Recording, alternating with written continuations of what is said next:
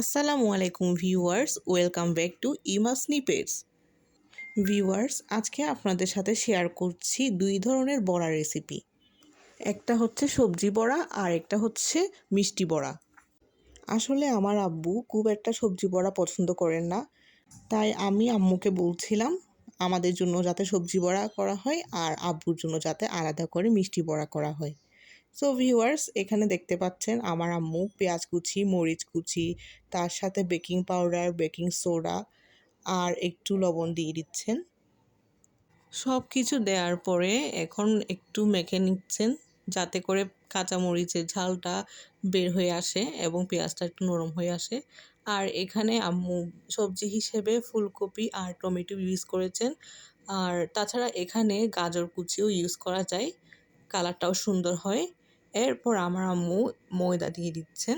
এরপর সব কিছু মেখে নেওয়া হচ্ছে। বেশ মাখা শেষ হওয়ার পর এগুলো কয়েক ঘন্টার জন্য রেখে দেওয়া হবে।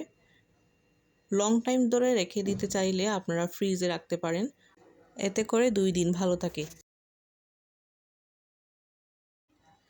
এখন এগুলোকে ভেজে নেওয়া হচ্ছে। দেখুন কেমন ফুলে ফুলে যাচ্ছে, মাশাল্লাহ।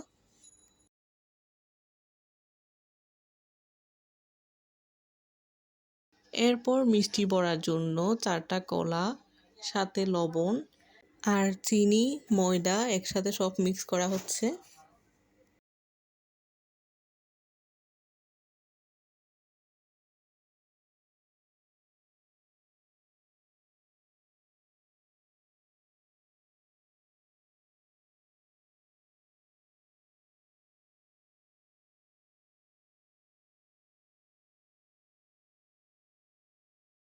সব কিছু মেশানোর পর এগুলোকে এখন রেখে দেওয়া হচ্ছে।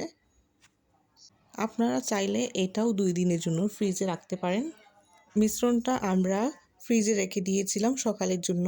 সকালে এগুলোকে বড়া আকারে ভেজে নিচ্ছি। দেখুন এগুলো কত সুন্দর ফুলকো ফুলকোভাবে হচ্ছে।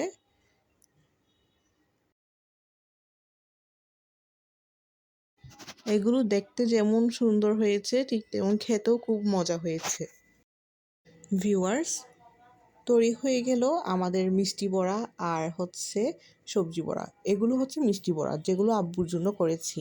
ফাঁকে কয়েকটা আমিও খাবো অবশ্য, আমিও পছন্দ করি। আর এগুলো হচ্ছে আমাদের অন্যান্যদের জন্য সবজি বড়া।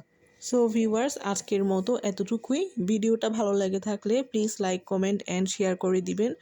আর আমার ইউটিউব চ্যানেলটা সাবস্ক্রাইব করে দিবেন। আল্লাহ হাফেজ।